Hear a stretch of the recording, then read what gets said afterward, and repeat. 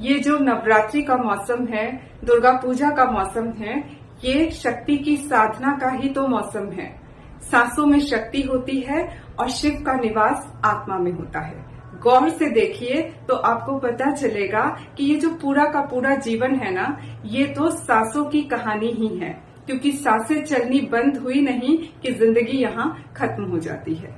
ये जो सांसें है ना, इसी में शक्ति होती है जो पूरे शरीर को चलाती है। इस नवरात्रि में अपनी सांसों को आत्म प्रेम के रंग में डुबोकर अपनी आत्मा को प्रेम का स्पर्श दीजिए।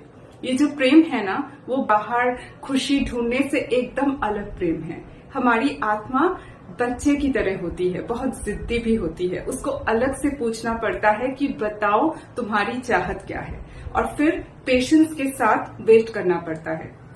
फिर देखिएगा धीरे धीरे भीतर से एक आवाज आनी शुरू होती है।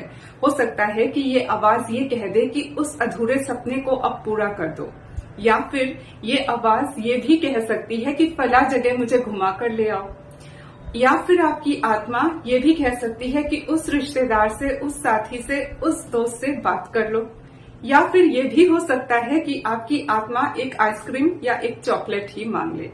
कुछ भी मांग सकती है आत्मा।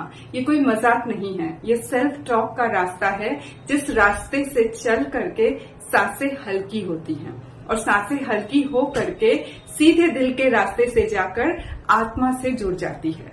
आत्मा में शिव का निवास होता है और सांसों में शक्ति होती है। इस तरह से जब शिव और शक्ति का मिलन होता है ना हमारे अंदर, तो हम भीतर से सिंप्लीफाइड हो जाते हैं। इस नवरात्रि में अगर हम अपने भीतर के शिव और शक्ति का मिलन इस तरह से करवाने की आदत डाल पाए ना, तो जिंदगी जन्नत बन जाएगी।